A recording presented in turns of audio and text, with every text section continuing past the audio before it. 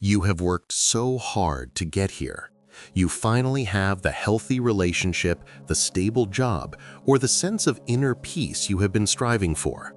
The storm has passed and the waters are calm. But as you stand on the shore of this new, quiet life, the feeling that washes over you is not relief. It is not joy. It is a cold, familiar dread. Instead of relaxing into your happiness, you find yourself braced for impact, waiting for the other shoe to drop. Your mind starts scanning the horizon for the next storm. If this deeply confusing pattern feels familiar, you have probably asked yourself a painful question. Why do I feel so anxious and expect the worst when things in my life are finally going well? This experience can be incredibly isolating. It feels like you are allergic to your own happiness, sabotaging the very peace you longed for. But this is not a personal failing or a sign that you are broken. It is a powerful and logical, though painful, survival response learned deep in your past. You are not afraid of happiness itself. You have simply learned to be afraid of what comes next. This is an invitation to understand that learned fear so you can finally teach your nervous system that it is safe to enjoy the calm. To understand this counterintuitive experience, we can explore a pattern sometimes known as the fear of happiness. It is not a clinical condition, but rather a learned emotional and physiological response.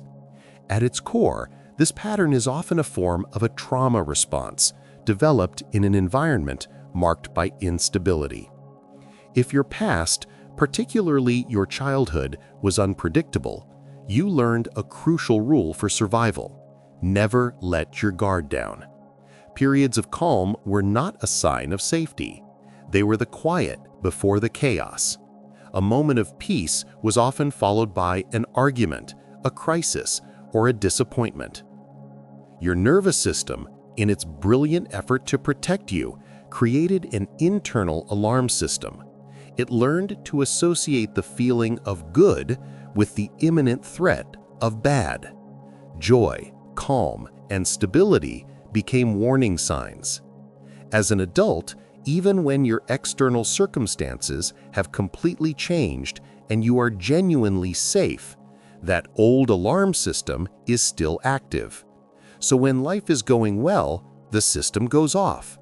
The feeling of happiness itself becomes a trigger for hypervigilance. Your body floods with stress hormones, and your mind starts relentlessly scanning for danger. You are not relaxing because on a deep, unconscious level, you believe that relaxation is dangerous. One of the most painful ways this pattern shows up is in the subtle sabotage of new, healthy relationships. You may have a history of chaotic or unstable connections. Then, you finally meet someone who is kind, consistent, and emotionally available. The relationship is calm. It is secure. It is everything you thought you wanted. But instead of feeling relief, you feel a profound sense of unease. It feels too good to be true. This is where the sabotage begins. You might start to pick fights over small things, creating drama where there is none. You might emotionally withdraw, creating distance to protect yourself from the inevitable pain you expect. Or you might become overly critical, searching for flaws in your partner to prove that this perfect situation is actually a mirage. These actions are not a conscious attempt to ruin a good thing. They are an unconscious attempt to return your nervous system to a state that, while painful, feels familiar, and therefore more predictable than this new, unsettling calm. This fear also manifests in how you handle success. Imagine you finally land a promotion, finish a major creative project, or receive a significant piece of public recognition. The moment of achievement arrives, but instead of allowing yourself to feel pride or joy, your mind immediately fast forwards to the next source of anxiety. You think, now the expectations are even higher. What if I can't do it again? What if they find out I'm not as good as they think? You do not allow yourself to celebrate the win because you are already anticipating the next problem. Celebration requires vulnerability. It requires you to stand in the spotlight of your success and simply enjoy it. For a nervous system trained to expect disaster, that vulnerability feels far too risky. It is safer to keep your head down, manage expectations, and brace yourself for the failure you are sure is just around the corner. This pattern can also make it impossible to simply relax on a peaceful day. You wake up on a Saturday with no plans. The weather is pleasant, your home is quiet. It's the perfect opportunity to rest and recharge. But instead of feeling peace, you feel a restless, agitated energy. Your mind starts generating a to-do list of productive tasks. You feel a compulsive need to clean, to organize, to answer emails. If you try to sit still and do nothing, you are flooded with a sense of unease, a nagging feeling that you are forgetting something important or that some unseen crisis is brewing. This is your nervous system's hypervigilance in action. It is scanning for what could go wrong because the absence of an immediate threat feels suspicious. It can't believe that it is genuinely safe, so it invents potential dangers to keep itself on high alert. Finally, this fear of good things often causes us to dismiss our positive experiences as flukes or luck. When something wonderful happens, you might immediately disqualify it. You get a promotion and think, I just got lucky, the other candidates weren't very strong. You have a wonderful date and think, they were probably just being nice, they won't want to see me again. This is a defense mechanism designed to protect you from future disappointment. The logic is, if you never truly believe in the good thing, it won't hurt as much when it disappears.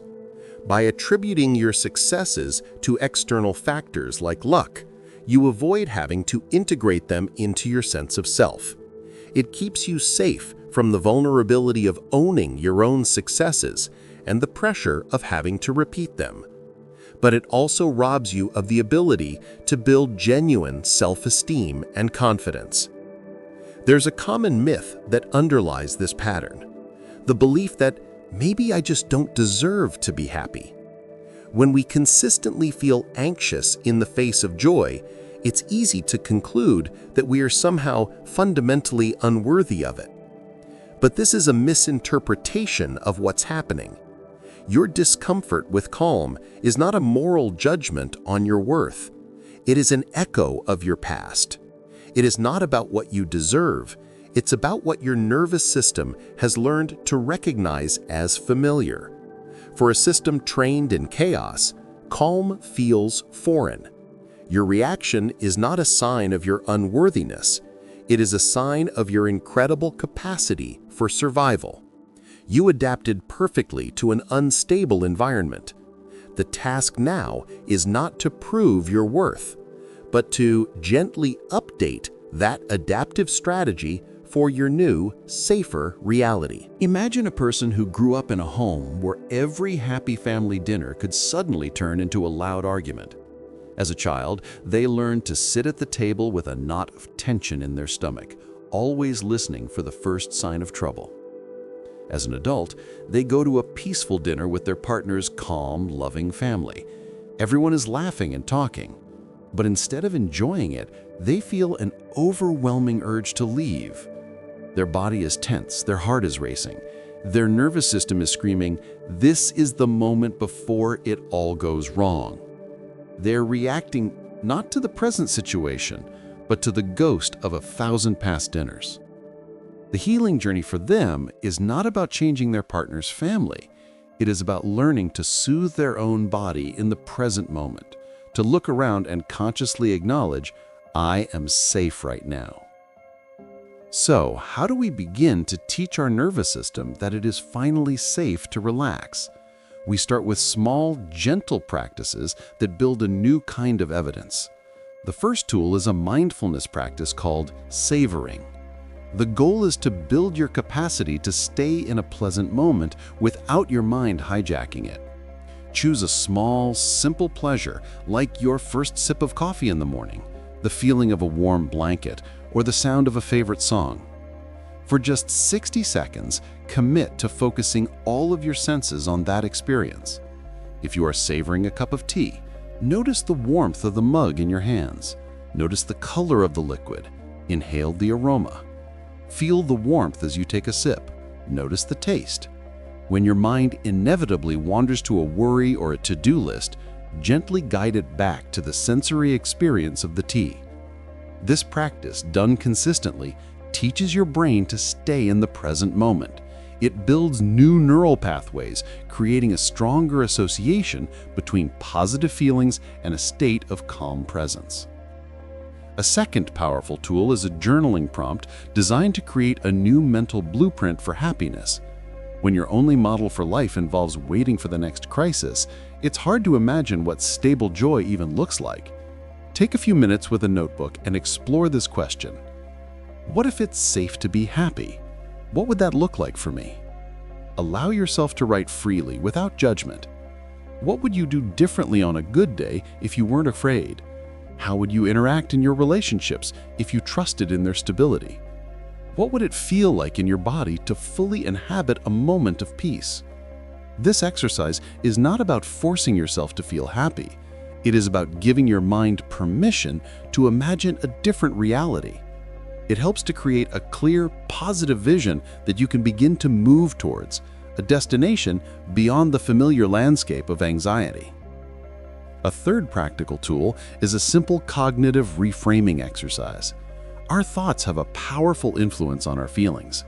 For those with a fear of good things, the thought, "this won't last," is often on autopilot. The moment something feels good, this thought pops up to protect you from disappointment. The practice is to consciously and gently replace that thought with a new one. I am enjoying this right now. You're not trying to convince yourself that the good feeling will last forever. You're simply shifting your focus from a feared future to the present reality. When you receive a compliment and your mind says, "they'll find out I'm a fraud," you can gently counter with, "I am enjoying this feeling of being appreciated right now." This small shift is an act of rebellion against your brain's protective pessimism. It is a conscious choice to inhabit the present good, however long it lasts. Your anxiety about calm is a protective echo from the past, not an accurate prediction of the future. The hypervigilance that once kept you safe may now be the very thing that is keeping you from the peace you have worked so hard to build. The journey to embracing happiness is not about fighting your anxiety or forcing yourself to feel grateful. It is about compassionately acknowledging that your fear is trying to protect you. It's about thanking that part of you for its hard work and then gently showing it that the war is over. You can teach your nervous system that safety is real, that stability is not a trap, and that you are allowed to enjoy the good things in your life. This is a gradual process, one small, savored moment at a time. It is a profound act of self-care to let go of the constant readiness for disaster and to finally allow yourself to arrive in the safety of your own life. What is one small pleasant moment you can allow yourself to fully enjoy this week without questioning it?